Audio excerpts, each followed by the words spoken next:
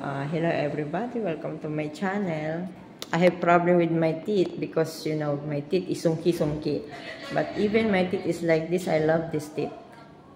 The problem, my teeth is damaged.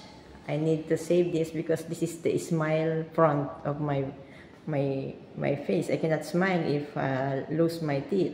So I told the dentist help me to save this teeth. So they do root canal today. It took me 1.5 hours. And I pay 1,200 NIS. Here in Tower, Midley, and the 16th floor. This is Midley.